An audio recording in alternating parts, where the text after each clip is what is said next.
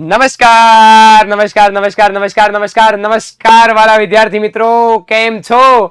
મારા ધોરણ 6 ના નાના નાના સામાજિક વિજ્ઞાનના સોલ્જર્સ, હું તમારો ભાઈ ભદ્રેશ ગઢવી આજે ફરીવાર એક વખત આવી ચૂક્યો છું ધોરણ 6 ના વિષય સામાજિક વિજ્ઞાનની અંદર પાઠ નંબર 2 લઈને. આ પાઠનું નામ છે વાલા વિદ્યાર્થી મિત્રો મહાસાગર અને ખંડ. શું નામ છે? તો કે મહાસાગરો અને ખંડ. આ પાઠની અંદર આપણે આજે અભ્યાસ કરવાનો છે, તો ઝડપથી મારી સાથે જોડાઈ જાઓ અને તમારા બીજા મિત્રો છે એ બીજા મિત્રોને પણ જો આ લિંક શેર કરી દેશો તો એ પણ આપણી સાથે જોડાઈ શકશે અને સરસ મજાનો અભ્યાસ કરી શકશે.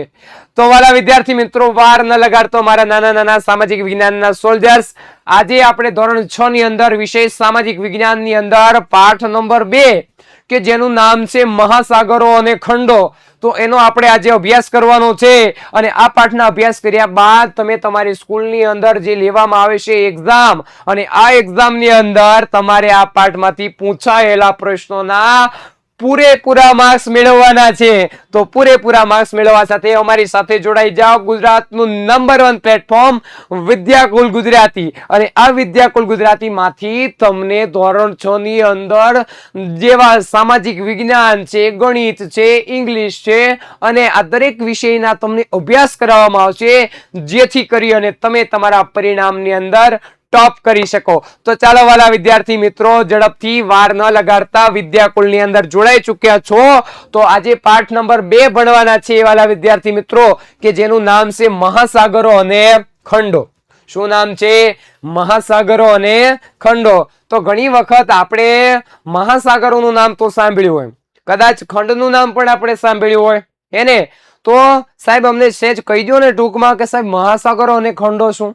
તો જો બાળકો, હું તમને આ પાઠની એક નાની એવી માહિતી આપું કે આ પાઠની અંદર આપણે જે મહાસાગરો છે એને, આ મહાસાગરો અને ખંડ, મહાસાગરો કોને કહેવાય? તો કે પૃથ્વી સપાટી ઉપર આવેલા વિશાળ પાણીના જથ્થાને, જે વિશાળ પાણીનો જથ્થો જે છે, બરાબર ને, જે દરિયાઈ પાણી, એ વિશાળ પાણીના જથ્થાથી ભરેલો જે ભાગ છે એને આપણે મહાસાગર કહીએ. આવા વિશ્વમાં 5 મહાસાગરો આવ્યા છે.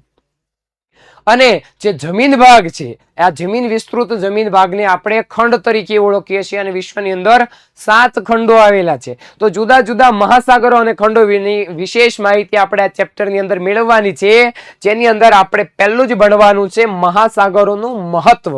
શું ભણવાનું છે? તો કે સર મહાસાગરોનું મહત્વ આપણે ભણવાનું છે. બરાબર, તો ચાલો આપણે ઝડપથી ચાલુ કરી દઈએ છીએ. બરાબર, તમે મારી સાથે જોડાઈ ચૂક્યા છો, બુક પેન લઈને બેસી ચૂક્યા છો, અને આપણે અભ્યાસમાં ચાલુ કરીએ છીએ. મહાસાગરોનું મહત્વ શું છે સાહેબ? મહાસાગરોનું મહત્વ તો કે મહાસાગર એ સર્વસ્વ છે ભાઈ. મહાસાગરો શું છે? તો કે સર્વસ્વ છે, બધું જ છે. કેમ? તમને ખબર છે, આ પૃથ્વી ઉપર જ્યારથી સજીવ સૃષ્ટિ નહોતી આવી ને, એની પહેલાની સજીવ સૃષ્ટિ મહાસાગર ઉપર આવી ગઈ હતી. એને સજીવો જ્યારથી આ પૃથ્વી ઉપર, એટલે કે ખંડ ઉપર, જમીન ઉપર નહોતા ને, એની પહેલાથી દરિયાની અંદર હતા. અને આ મહાસાગરો એ પૃથ્વીના 10 ભાગમાંથી 7મા ભાગમાં ફેલાયેલો છે ભાઈ. એટલે કે 71% જલાવરણ છે. કેટલા ટકા ભાગ જલાવરણ છે ભાઈ? તો કે 71% ભાગ જે છે ને એ જલાવરણનો છે. બરાબર, અને 29% ભાગ જે છે, આ 29% ભાગ છે એ મૃદાવરણનો છે. શેનો છે?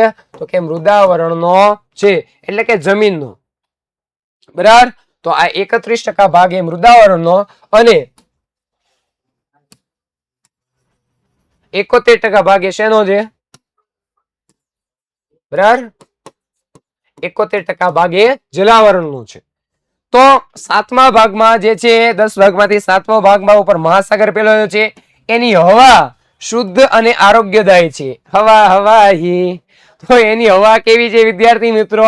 તો કે એકદમ શુદ્ધ છે સાહેબ. અમે દરિયા કિનારે ગયા છીએ, દરિયા કિનારે પવનના ટાઢા બોર શેરડા અમે ખાધા છે. એને કોક ડુમસ ગયા હોય, ભાવનગર રહેતા હોય, કોક નકળંગ ગયા હોય એને. તો જુદા જુદા પ્રદેશની અંદર તમે દરિયા કિનારે, કોક તો દ્વારકા જઈએ ભાઈ. કેટલા દ્વારકા જઈએ એવા? માગો 20 ને આપે 30. જય દ્વારકાધીશ. તો દ્વારકાના દરિયે પણ જઈ આવ્યા છે આમાં ઘણા તો. બરાબર, તો આની હવા અમે ત્યાં ગયા હતા સાહેબ. તમારી વાત એકદમ સાચી. ત્યાં શુદ્ધ અને એને મજા આવે એવી હવા હતી હો સાહેબ. કે બહુ પવન સારો આવતો હતો. તો એ તો કહું છું તમને. તો એ પાછું એક વિશાળ અને નિર્જન સ્થળ પણ છે જ્યાં માનવી ક્યારે એકલતા અનુભવ ન કરી શકે. બરાબર ને? કેટલાય બધા ત્યાં સજીવ સૃષ્ટિ હોય, માણસો હોય, દરિયા કિનારે જાવ એટલે હોય કે ના હોય? તો કિનારે હોય છે. બરાબર? સમુદ્ર જે છે આ સમુદ્રના કિનારે હોય છે મહાસાગરોની, પરંતુ અંદર નથી હોતું. અંદર તો નિર્જન હોય છે, હાવ મધ્ય સમુદ્રે વ્યા જાઓ એકદમ એકદમ મધ્ય મહાસાગરની અંદર, તો એ તો પાછું ત્યાં તો હાવ નિર્જન હોય. પરંતુ જે અંદર જે છે ત્યાં અનેક પ્રકારની સજીવ સૃષ્ટિ હોય, કારણ કે અહીંયા જીવન પોતાની આસપાસ અનુભવ કરે છે. જીવનનો જે છે માણસ સજીવ સૃષ્ટિનો આ મહાસાગરોના કિનારે આસપાસ એનો અનુભવ કરે છે. એને ઘણા બધા સજીવો હોય ને મહાસાગરોની અંદર. આ મહાસાગર એ કુદરતનો વિશાળ ખજાનો છે ભાઈ. એને જેટલા પણ ખનીજો છે, ભંડારો જે છે, એ જેટલા ખનીજો આપણને પૃથ્વી સપાટી એટલે કે જમીન ઉપરથી નથી મળતા, એના કરતા પણ વધારે ખનીજો જે છે એ મહાસાગરોની અંદર સચવાયેલા છે. તો આ મહાસાગરો ક્યાંક ને ક્યાંક કુદરતનો વિશાળ ખજાનો છે, ખનીજોનો ભંડાર છે એમ કહીએ ને તો પણ ચાલે. બીજા શબ્દોમાં કહીએ તો દુનિયાનો આરંભ જ આ મહાસાગરોમાંથી થયો છે. દુનિયાનો આરંભ, દુનિયાની શરૂઆત, દુનિયામાં સૌપ્રથમ સજીવો ક્યાં આવ્યા? મહાસાગરોમાં આવ્યા. દુનિયાની શરૂઆત જ ભાઈ મહાસાગરોમાંથી થઈ. પૃથ્વી એક ધગધગતો લાવાનો ગોળો હતો, પછી પાણી અને જે ઠંડો પડ્યો ગોળો, બરાબર? તો આ સમુદ્રો જે છે, ખાસ કરીને એક વૈજ્ઞાનિક થઈ ગયા ચાર્લ્સ ડાર્વિન. આ ચાર્લ્સ ડાર્વિનનો તો એક સિદ્ધાંત પણ છે, એને ઉત્ક્રાંતિવાદનો સિદ્ધાંત. આ સિદ્ધાંતમાં એવું કીધું છે કે સૌપ્રથમ સજીવો પાણી હોય ને પાણીની અંદર, એટલે કે આવા પાણી ભાગોની અંદર ઉદ્ભવી છે, દરિયામાં ઉદ્ભવી છે. એને ત્યાં સૌપ્રથમ જે છે લીલ છે, શેવાળ છે, નાના નાના જીવજંતુ છે, પછી માછલીઓ છે, મગરો છે, ધીરે ધીરે મોટી વેલ માછલીઓ છે. આવી રીતે ધીરે ધીરે સજીવ સૃષ્ટિ સૌપ્રથમ સજીવો સમુદ્રની અંદર વિકસી છે. ત્યારબાદ પાણીની અંદર એ રહી શકે અને બારે રહી શકે, આવા સજીવો આવ્યા. પછી આકાશમાં ઉડી શકે, વૃક્ષો છે. પછી માણસો આવ્યા, એમાંય આદિમાનવ. અને અત્યારના આપણે કેવા માણસો છીએ? આધુનિક માણસો. તો ક્યાંક ને ક્યાંક મહાસાગરોની જે વાત કરીએ એની અંદર દુનિયાનો આરંભ જ આ મહાસાગરોમાંથી થયો છે. અને હવે કોણ જાણે કે એનો અંત પણ આ મહાસાગરોના લીધે જ થાય. બરાબર? તો એવી રીતે ન આવે આવું કે છે એને, મહાસાગરમાં સુનામી આવી હોય તો બની શકે એના અંત પણ આવી શકે મહાસાગરના કારણે. આવું જ્યુલસ વર્ન દ્વારા કહેવામાં આવ્યું છે. મહાસાગરની મહિમા ઈ કે છે. બરાબર? તમારા પાઠ્યપુસ્તકની અંદર આપેલું છે, પહેલો જ પેરેગ્રાફ છે જેની અંદર તમામે તમામ માહિતી આપેલી છે. તો એની અંદર પૃથ્વીના ભાગમાં જે છે 71% ભાગમાં, એટલે કે 10/7 ભાગમાં પાણી આવેલું છે. ચારે બાજુ જીવનનો અનુભવ કરી શકો છો. કરી શકો કે નથી કરી શકતા? કુદરતમાં વિશાળ ખજાનાનો ભંડાર છે ભાઈ મહાસાગર. અને શુદ્ધ અને આરોગ્ય હવા તો ખરી જ. ચારે બાજુ જે છે ને દુનિયાનો આરંભ જ મહાસાગરોમાંથી થયો. ધીરે ધીરે જે છે સજીવો, શેવાળ, લીલ, માછલી, એને તો આવી રીતે ક્યાંક ને ક્યાંક દુનિયાની શરૂઆત જ મહાસાગરમાંથી થઈ છે. તો આવી રીતે ક્યાંક ને ક્યાંક આપણે આગળ અભ્યાસ કરવાનો છે, પણ તમે તમારા મિત્રોને હજી નથી બોલાવ્યા અને ઘણા વિદ્યાર્થીઓ લાઈક નથી કર્યું. આ લાઈક છે ને એ તમારી હાજરી છે. શું છે? હાજરી, ઓનલાઈન હાજરી. આ તો તમારે એક વખત લાઈક કરી દો ને એટલે આ મારી સુધી લાઈક પહોંચી જાય એટલે હું જોઈ લઉં. હું જોઉં છું. હાલો 1 2 4 જણાએ કરીશ, બાકી હજી ફટાફટ કરો. હાલો હું જોતો રહીશ. તમારા પાઠ્યપુસ્તકની અંદર ક્યાંક ને ક્યાંક જે ચંદ્ર ઉપરથી લેવાયેલી જે આપણા પૃથ્વીની જે ફોટો છે એ ફોટો આપણને અહીંયા આપી છે. અને આ ફોટોની અંદર શું કીધું 2.1 ની અંદર? તો કે અવકાશમાંથી પૃથ્વીનું જે દ્રશ્ય છે, આ દ્રશ્ય લુનર રિકોનેસન્સ ઓર્બિટર દ્વારા લીધેલો ફોટો છે. આ દ્રશ્યની મધ્યની અંદર પેસિફિક મહાસાગર આપેલો છે. ક્યાં આપ્યો છે ભાઈ મધ્યમાં? તો કે આ સાહેબ, આ રહ્યો. આ જે છે તમને દેખાય છે ને પૃથ્વીનો ગોળો, આ ચંદ્ર ઉપર વહી જાય ને એટલે આવો કંઈક દેખાય. ડાબી બાજુ એટલે કે આ ડાબી બાજુ, આ ડાબી બાજુ જે છે એ આફ્રિકા આપેલું છે. બરાબર ને? તો કે આ સાહેબ આપ્યું છે ને આફ્રિકા. પછી શું કીધું છે આગળ? તો કે ઉપરની બાજુ ભારત દેશ આવ્યો છે ભાઈ. વાહ ભાઈ વાહ, આપ્યો છે ભાઈ. અને એશિયાના ભાગો પણ આપ્યા છે. એશિયા ખંડની વાત, એશિયા ખંડના ભાગોની વાત કરી છે અહીંયા. જમણી બાજુ ઓસ્ટ્રેલિયા અને નીચે એન્ટાર્કટિકા દર્શાવવામાં આવ્યું છે. તો જમણી બાજુ ઓસ્ટ્રેલિયા દર્શાવ્યું છે અને નીચે એન્ટાર્કટિકા જે છે એ દર્શાવવામાં આવ્યું છે. બરાબર? તો આવી ક્યાંક ને ક્યાંક આકૃતિ આપણા પાઠ્યપુસ્તકની અંદર આપેલી છે ભાઈ, જેની અંદર આવું કંઈક દર્શાવવામાં આવ્યું છે. ત્યારબાદ આગળ ભણીએ આપણે. હવે આપણે પૃથ્વીના ગોળાને જોઈએ અને તેને ધીમે ધીમે ફેરવીએ. તમે ચંદ્ર પરથી લેવાયેલા પૃથ્વીના ફોટાને પણ જોઈ શકો છો. આ ફોટો હતો બરાબર ને, ચંદ્ર ઉપરથી જ લીધો છે ને, ચંદ્ર ઉપર ગયા છે કે પૃથ્વી કેવી દેખાય છે. બરાબર ને, તમારે જવું છે? હાલો લઈ જાઓ. બરાબર, તો ચંદ્ર ઉપરથી લેવાયેલા પૃથ્વીના ફોટાને જોઈ શકો છો. તમને વધુ કયો રંગ દેખાય છે? જો લ્યો કયો દેખાય છે? તો કે સાહેબ અમને બ્લુ દેખાય છે, વાદળી વાદળી દેખાય છે. સાચા જાઓ તમે, તમને ચોક્કસ વાદળી રંગ દેખાતો હશે. હવે તમારે મને કહેવાનું છે કે આ પૃથ્વીમાં જે તમને વાદળી રંગ દેખાય એ શેનો છે? તમને ખબર છે? નહીં ને, એ છે પાણીનો. બરાબર, તો એ છે જળ. બરાબર, એ શું દર્શાવે છે વાદળી રંગ? તો જવાબ તમે અંદાજ લગાવી લીધો હશે કે એ છે જળ. જળ એટલે પાણી. એનો અર્થ એવો થાય છે કે પૃથ્વીની મોટા ભાગની સપાટી પાણીથી ઘેરાયેલી છે. પૃથ્વીની ભાઈ મોટા ભાગની સપાટી શેનાથી ઘેરાયેલી છે? તો કે પૃથ્વીની મોટા ભાગની સપાટી એ પાણીથી ઘેરાયેલી છે. એટલે કે પૃથ્વી સપાટી ઉપર 71% જે ભાગ જે છે, આ 71% ભાગની અંદર પાણી આવેલું છે. શું આવેલું છે? તો કે પાણી આવેલું છે સાહેબ. એને પૃથ્વીનો ગોળો જોઈએ તો સૌથી વધારે કયો રંગ આપણને નજર પડે ભાઈ? એ ભાઈ કયો નજર પડે? વાદળી. કયો? વાદળી નજર પડે છે. હકીકતમાં આ પૃથ્વીનો 3/4 ભાગ જે છે, આ 3/4 એ ભાગ પાણીથી ઘેરાયેલો છે. ખાસ યાદ રાખજો વિદ્યાર્થી મિત્રો, તમને તમારી સ્કૂલની પરીક્ષાની અંદર જ્યારે ખાલી જગ્યા પૂછાશે, એને ખરા ખોટા પૂછાશે, ટૂંકમાં પ્રશ્નો જ્યારે પૂછાય ત્યારે આવા પ્રશ્નો બેઠે બેઠા તમારી એક્ઝામમાં જોવા મળશે તમને, અને ત્યારે તમે કહેશો કે વાહ શું વાત છે, અમને આવડી ગયા. એને તો પૃથ્વીનો 3/4 ભાગ પાણીથી ઘેરાયેલો છે. તમને આવી રીતે પૂછે કે પૃથ્વીનો ખાલી જગ્યા ભાગ એ પાણીથી ઘેરાયેલો છે. જવાબ શું આવે ભાઈ? 3/4. શું જવાબ આવે? 3/4. બરાબર છે, તમને આવડે છે, એમ તો હોશિયાર છો તમે ભાઈ. બરાબર, તો આ જ કારણે અવકાશમાંથી જોતા પૃથ્વી આપણને વાદળી રંગની દેખાય છે. હા એલા, પાણીના કારણે જે છે એ અવકાશમાંથી જોઈએ ત્યારે વાદળી રંગની દેખાય છે. કારણ કે વાદળી રંગ એ પાણી છે અને મોટા ભાગનો ભાગ એટલે કે 3/4 ભાગ જે છે ને એ પાણીથી ઘેરાયેલો છે. દાખલા તરીકે આ 4 ભાગ હોય, બરાબર, તો આમાંથી આ 1, 2 અને આ 3 ભાગમાં નકરું પાણી જ હોય, તો એ 3/4 ભાગ કહેવાય. 4 માંથી 3, તો આ 4 ભાગ છે. આ 4 ભાગમાંથી 1, 2 અને 3 ભાગમાં પાણી પાણી પાણી પાણી. આજબુ હે પાણી. એ ભાઈ ભણવામાં ધ્યાન આપો ને. પાણી પાણી. બરાબર, તો આ પાણી વાળો ભાગ જે છે એ દેખાય છે. બરાબર ને, 4 ભાગમાંથી 3 ભાગ. એ જ પ્રારંભિક અવકાશ યાત્રીઓના પ્રેમથી પૃથ્વીને વાદળી ગ્રહ તરીકે પણ ઓળખવામાં આવે છે. શું? તો કે વાદળી ગ્રહ તરીકે પણ પૃથ્વીને ઓળખી છે. ભાઈ તું પૃથ્વીનો ગ્રહ છો? તો કે હા. તો તને અમે નામ આપીએ છીએ વાદળી ગ્રહ. શું નામ આપીએ છીએ? તો કે તું વાદળી ગ્રહ છે. કારણ કે તારો અવકાશ ઉપરથી રંગ અમને વાદળી દેખાય છે, કારણ કે તારા 3/4 ભાગમાં પાણી આવેલું છે. પૃથ્વી પર આપણે જે સૌથી મોટા જળ વિસ્તારને જોઈએ છીએ ને બેટા, એને મારા દીકરા મહાસાગર કહેવાય. શું કહેવાય વાલા વિદ્યાર્થી મિત્રો? મહાસાગર કહેવાય. આ એની વ્યાખ્યા છે. શું છે વાલા વિદ્યાર્થી મિત્રો? વ્યાખ્યા છે. પૃથ્વી પર આપણે સૌથી મોટો જે જળ વિસ્તાર જોઈએ છીએ એને મહાસાગર કહેવાય. તમને જ્યારે પૂછાય ત્યારે તમારે વ્યાખ્યા લખવાની રહેશે કે પૃથ્વી પર સૌથી વધારે જે જળ વિસ્તાર વાળો ભાગ દેખાય એને મહાસાગર કહેવામાં આવે છે. તો મહાસાગરો અને ખંડોની અંદર આ મહાસાગરોની વ્યાખ્યા છે.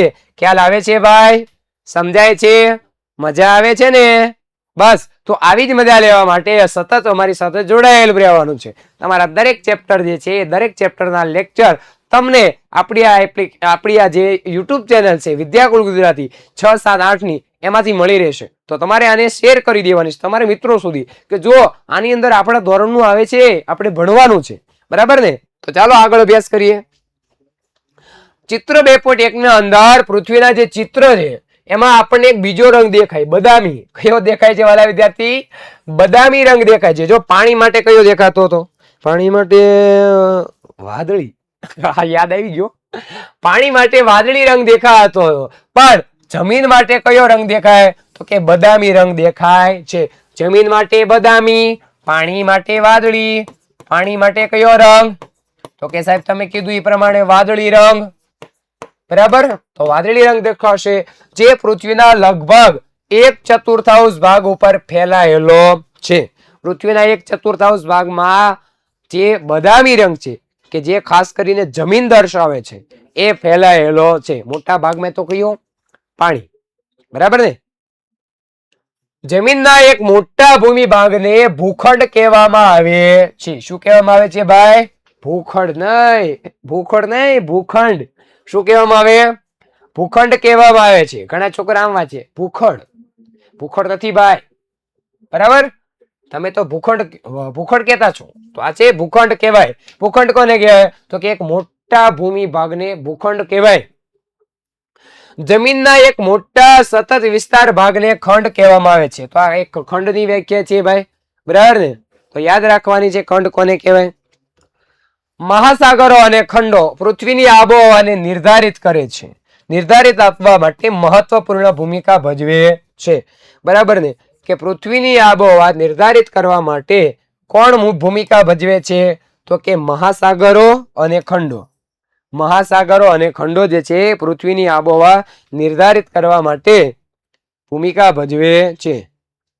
એના આધારે કે જે મહાસાગર છે, નજીકમાં મહાસાગર હોય એને કે કેવો ખંડ, કેવો પ્રદેશ છે, એના આધારે એની એવી આબોહવા હોય. દરિયા કિનારો હોય તો વરસાદ સારો થાય, સારી જમીન હોય સારો ખંડ, સારી જમીન હોય તો સારો પાક થાય.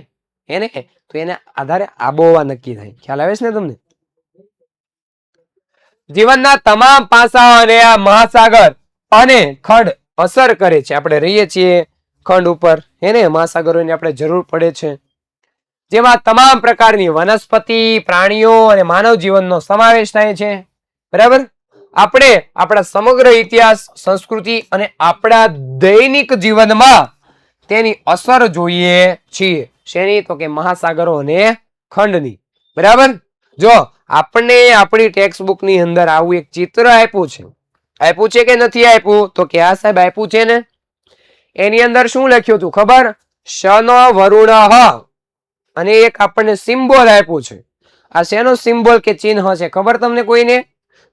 જો એ લખ્યું છે આપણી જે ભારતીય નૌકાદળ છે, આ નૌકાદળનું ચિહ્ન છે. શેનું ચિહ્ન છે? નૌકાદળનું પ્રતીક કે ચિહ્ન છે. બરાબર, આપણે ઇન્ડિયન આર્મી છે તો આ આર્મીની અંદર જે ભૂમિદળ હોય એને આપણે ભૂમિદળ કહીએ છીએ. જે દરિયાની અંદર હોય એને નૌકાદળ કહીએ છીએ. અને અવકાશમાં હોય એને આપણે એર ઇન્ડિયા કહીએ છીએ. 3 પ્રકારની આર્મી છે ને. તો એ નૌકાદળમાં જે વ્હાઈટ કલર પહેરે, વ્હાઈટ કપડા પહેરે આર્મી, એની અંદર એક વાક્ય લખ્યું છે શન વરુણ. આવું અંકિત કરેલું છે, આવું લખેલું છે, જેનો અર્થ થાય કે હે વરુણ, અમારા માટે કલ્યાણકારી થાવો. એનો મતલબ શું થાય? શન વરુણ, હે વરુણ, અમારા માટે કલ્યાણકારી થાવો. આવો મતલબ થાય છે.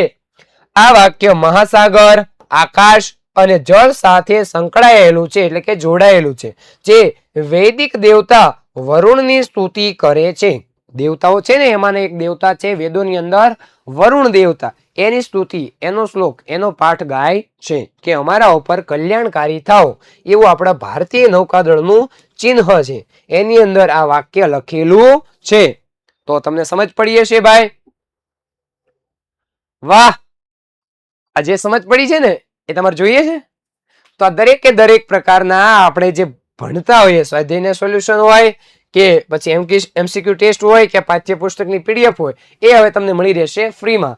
જે તમારે વિદ્યાકુલ એપ્લિકેશન પ્લે સ્ટોર માંથી ડાઉનલોડ કરશો એટલે દરેકે દરેક મારી પીપીટી હું જે ભણાવું છું ને એ તમને મળવાની છે રિવિઝન કરવા માટે. તો એ વસ્તુ તમને મળશે. ક્યાં મળશે? આપણી એપ્લિકેશનમાં. એના માટે તમારે પ્લે સ્ટોર ઉપર જઈ અને આપણી એપ્લિકેશન ડાઉનલોડ કરવાની રહેશે.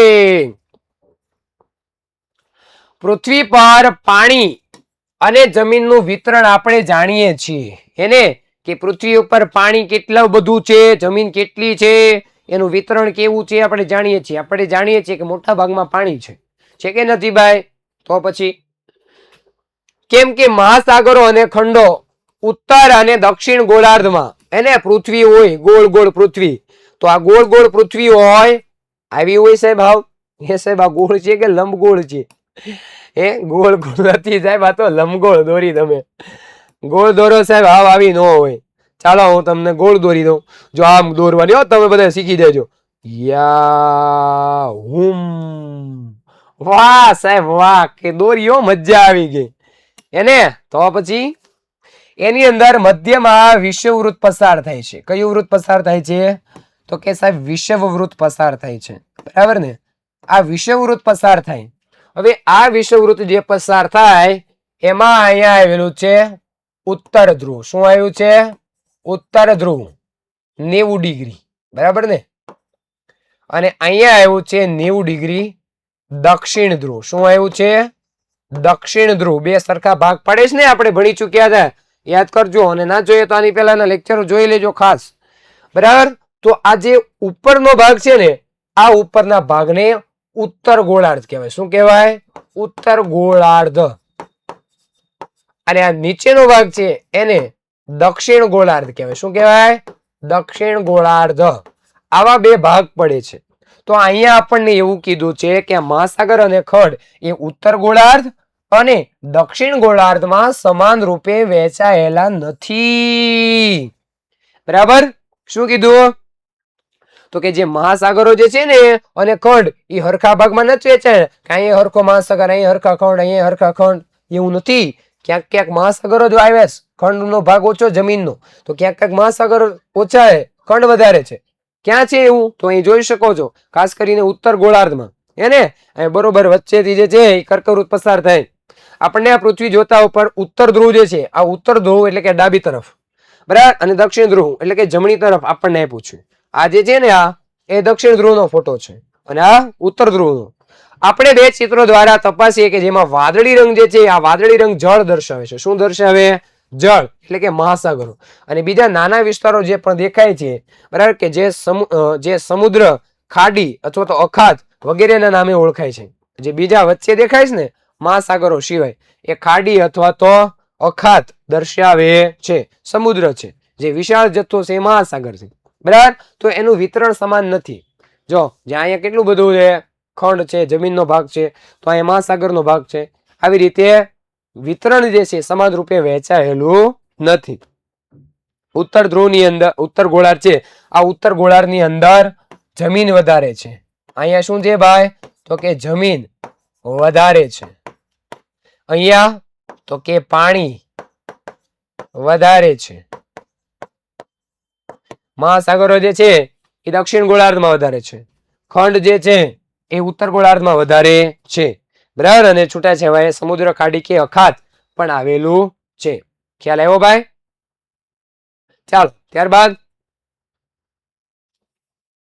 આગળ વધીએ આપણે પૃથ્વી ઉપર ઉપલબ્ધ પાણીનો મોટો ભાગને મહાસાગર કહેવામાં આવે છે મોસ્ટ વ્યાખ્યા છે તમારા માટે બરાબર આ વ્યાખ્યા તમને કામમાં લાગી શકે છે ભાઈ કે પૃથ્વી ઉપર ઉપલબ્ધ પાણીનો મોટો જથ્થો કે જેને આપણે મહાસાગર કહીએ છીએ શું કહીએ છીએ મહાસાગર એને બરાબર ને પરંતુ આ પાણી ખારું છે ભાઈ આ પાણી પીવાય એવું નથી આ પાણી કેવું છે તો કે ખારું છે જેથી માનવ સહિત પૃથ્વી પરના મોટા ભાગના પ્રાણીઓ માટે તે વપરાશ કે ઉપયોગમાં લઈ શકાત તેવું નથી મોટા ભાગના જે પ્રાણીઓ જે છે અથવા તો જે માનવીઓ છે એના ઉપયોગમાં આ પાણી જે છે એ નથી ઉપયોગમાં લઈ શકાતું કારણ કે મહાસાગરોનું પાણી કેવું છે ખારું છે કેવું છે ખારું એને ખલાસીનું ગીત સાંભળ્યું તમે એવું ખારું છે ખારવા ખલાસી એવું છે પૃથ્વી ગ્રહ ઉપર પીવા યોગ્ય પાણીનો જથ્થો મર્યાદિત છે બહુ ઓછો છે મર્યાદિત છે માપે રાગે જેમાં હિમ નદીઓ સરોવરો અને વાતાવરણમાં બાષ્પ રૂપે એટલે કે બાષ્પીભવન સ્વરૂપે અને ભૂગર્ભમાં એટલે કે પેટાળમાં શેમાં તો કે સાહેબ પેટાળમાં ભૂગર્ભમાં એટલે શું થાય બેટા તો કે પેટાળમાં થાય શું થાય પેટાળમાં બરાબર પણ જોવા મળે જેને આપણે ભૂગર્ભ જળ કહીએ છીએ પૃથ્વી ઉપર પીવાના પાણીનો જથ્થો ખૂબ જ મર્યાદિત છે પૃથ્વી ઉપર આવેલો જે મહાસાગરોનું જે પાણી છે એ ખારું છે. એ મનુષ્યને, પ્રાણીઓને, સજીવો માટે બહુ જ ઉપયોગમાં નથી લેવામાં આવતું. એ આપણે ઉપયોગમાં લઈ શકતા નથી. પીવાનું પાણી શેમાંથી મળે? હિમ નદીઓમાંથી, નદીઓમાંથી, સરોવરમાંથી, કુવામાંથી, ભૂગર્ભમાં પેટાળમાંથી. આવી રીતે આપણને પીવાનું પાણી જે છે એ મળે છે. બરાબર ને? યાદ રાખજો. વિચારો એને વિચારો, હાલો વિચારો. આમ કોણ કરતું? વિચારો. પૃથ્વી પર પાણી વિપુલ માત્રામાં એટલે કે ખૂબ જ વધારે, ખૂબ જ વધારે થાય. શું થાય? વિપુલ એટલે ખૂબ જ વધારે માત્રામાં ઉપલબ્ધ હોવા છતાં પાણીની તંગી, એને પાણી સમસ્યા, પાણીની તંગી, જેને જળ સંકટની આટલી બધી કેમ છે ચર્ચા શા માટે કરવામાં આવે છે? કે આટલું બધું પાણી છે ભાઈ પૃથ્વી ઉપર, એને 71% ભાગ, 10 ભાગમાંથી 7% ભાગમાં પાણી છે, છતાંય પાણી તંગી. કેમ આવું? તો કે મોટા ભાગનું પાણી સાહેબ ખારું છે. એ ખારું પાણી થોડું પીવાય, એટલા માટે પીવાલાયક પાણી તો બહુ ઓછું, મર્યાદિત છે. તમે પાણી બચાવવાની કઈ રીત જાણો છો? કોમેન્ટ કરો. ફરજિયાત બધાને એક એક રીત કોમેન્ટ કરવાની છે કે અમે નળ બંધ કરીએ છીએ, જરૂર પૂરતું જ પાણી વાપરીએ છીએ. તમે જેવી રીતે પણ પાણી બચાવ કરતા હોય તમારે ફરજિયાત એક કોમેન્ટ કરવાની છે કે અમે કેવી રીતે પાણી બચાવીએ છીએ. બરાબર ને? બચાવો છો ને પાછા? હા, તો વાંધો નહીં, બચાવવાનું શું ભાઈ. તેમાંથી કઈ કઈ રીતોનો ઉપયોગ તમારા ઘરમાં, તમારી શાળામાં, તમારા ગામમાં એટલે કે ગામમાં, તમારા નગરમાં, શહેરમાં થતો જોવા મળ્યો છે? પાણી બચાવવા માટે કઈ કઈ રીતો તમારા શહેરમાં, ગામમાં, નગરમાં કે વપરાય છે ભાઈ? કોમેન્ટ કરો હાલો. હવે આ પૃથ્વી ઉપર પાણી જે છે એમાં મોટા ભાગનું અંદાજે 97% ભાગ તો મહાસાગરોમાં છે.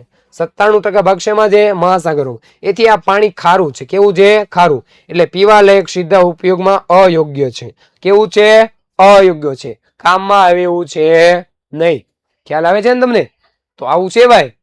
તો તમારે પણ પાણી બચાવવું જોઈએ. બચાવો છો ભાઈ કે વેડફો છો?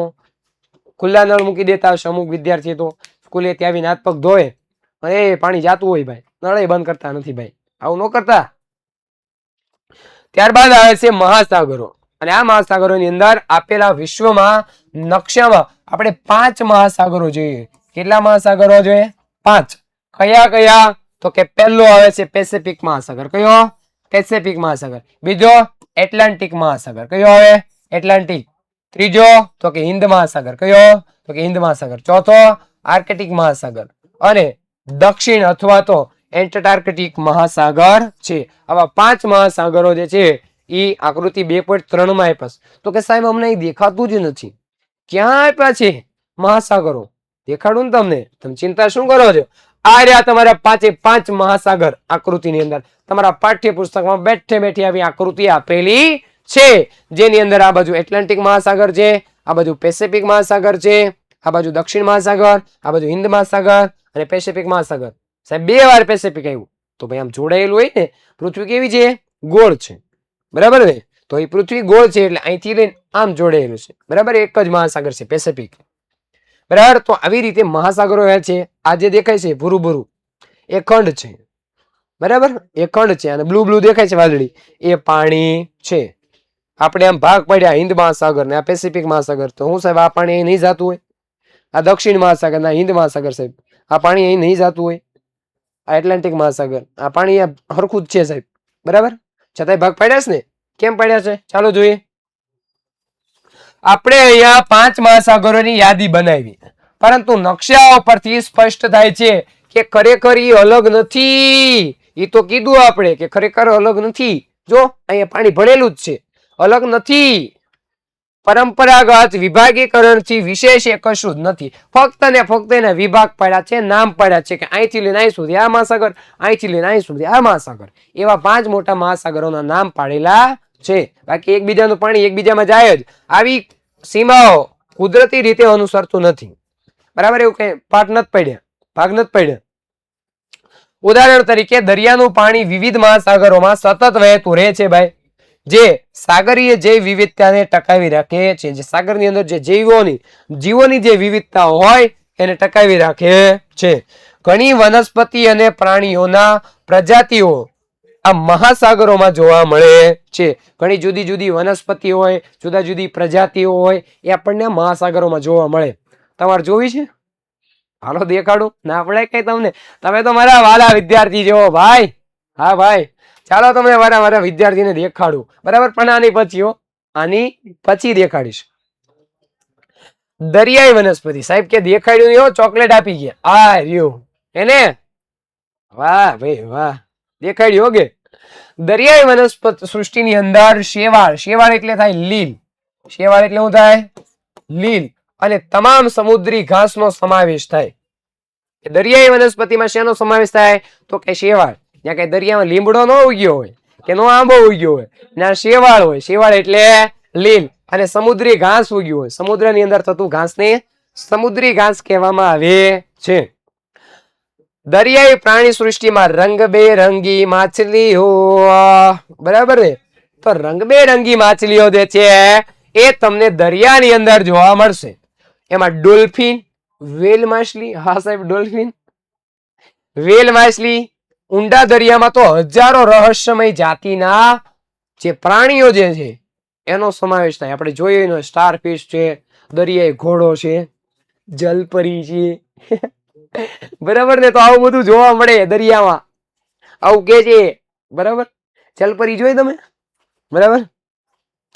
તો સમુદ્રમાં દરેક ભાગમાં સૂર્યથી પ્રકાશિત સપાટીથી લઈ અને અંધકારમય ઊંડાણ સુધી તેની પોતાની વિવિધ જીવ સૃષ્ટિ ધરાવે છે.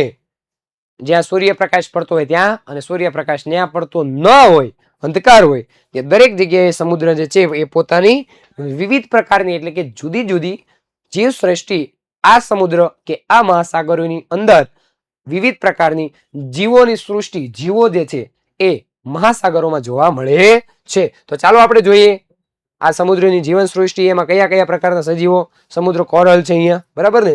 ત્યારબાદ શાર્ક માછલી છે, સમુદ્ર તારા છે, સ્ટારફિશ કયો એને તમે, એવું કઈ કયો છે ને, સ્ટારફિશ ગુજરાતીમાં સમુદ્ર તારા કહેવાય. ડોલ્ફિન, હા એ કેવી ધુબાકા મારે છે એમ તો જોવો તમે, એ ધુબાકા છે ભાઈ, જલસ્યા છે ડોલ્ફિન માછલી ની તો. એ આમ જો લો, આવડે એવું તમને? કરો તો વાહ ભાઈ વાહ. અચ્છા ફોન ન પડી જાય આમ કરવા જાવ ત્યાં, કી જાય ઘરે. તો આ ડોલ્ફિન છે, સમુદ્રમાં જોવા મળે ને. લીલ, જો આને શેવાળ કહેવાય, અહીં લખ્યું છે લીલ. આ શેવાળ, જો આવું ઘાસ ફૂસ હોય દરિયામાં.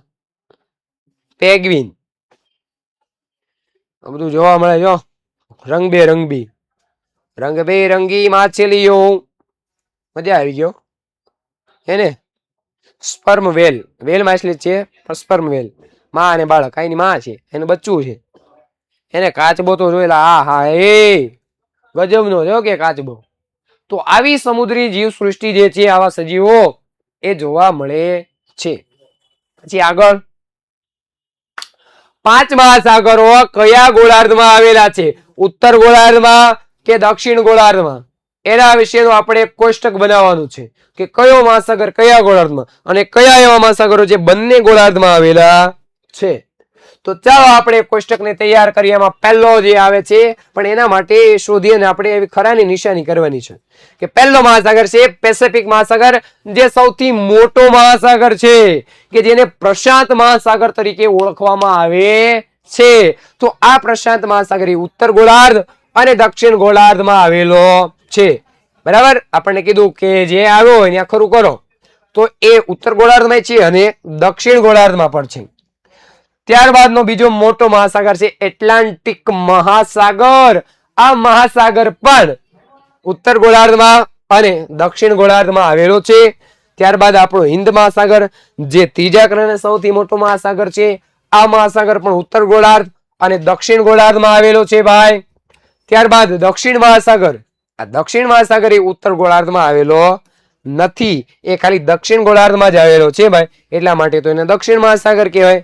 અને છેલ્લો આર્કટિક મહાસાગર ઉપર આવેલો, એ ઉત્તર ગોળાર્ધમાં છે, દક્ષિણ ગોળાર્ધમાં આવેલો નથી. તો આવી રીતે કયા ગોળાર્ધમાં કયો મહાસાગર આવ્યો એનું વિતરણ અહીંયા કરેલું છે. નકશા પર દેખાય છે કે પેસિફિક મહાસાગર સૌથી મોટો મહાસાગર છે. નકશામાં છે, આપણે હાલો નકશો જોઈએ પાછો. પેસિફિક મહાસાગર ને જોવો છે, જોવો છે ને? कहाँ है पैसिफिक? ये रहा, इधर भी है और इधर भी है। सबसे बड़ा महासागर कौन है? तो के પેસિફિક મહાસાગર है। બરાબર, ઉત્તર ગોળાર્ધમાં છે, આ ઉત્તર ગોળાર્ધ છે, આ દક્ષિણ ગોળાર્ધ છે, બંનેમાં છે ને? ત્યારબાદ શું કીધું આપણને કે એટલાન્ટિક મહાસાગર આવે છે। ત્યારબાદ બીજો મોટો મહાસાગર છે એ છે એટલાન્ટિક મહાસાગર છે, અને ત્રીજો હિન્દ મહાસાગર એ ત્રીજો સૌથી મોટો છે। તમારા માટે આ આઈએમપી જો આપણો મહાસાગર હિન્દ મહાસાગર, આ હિન્દ મહાસાગર ત્રીજો મોટો છે।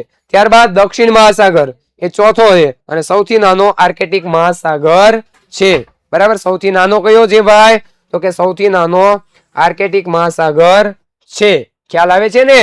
તો બસ વાલા વિદ્યાર્થી મિત્રો, આજના લેક્ચરમાં આપણે અહીં સુધી રાખીએ છીએ અને મળીએ છીએ નવા લેક્ચરની અંદર નવી માહિતી સાથે। ત્યાં સુધી બસ મને રજા આપો અને જોતા રહો વિદ્યાકુલની આ ગુજરાતી યુટ્યુબ ચેનલમાં, કે જેની અંદર તમારા માટે અવનવા વિડીયો તમારા અભ્યાસને લગતા આવતા રહેશે। તો મળીએ છીએ નવા લેક્ચરની અંદર નવી માહિતી સાથે।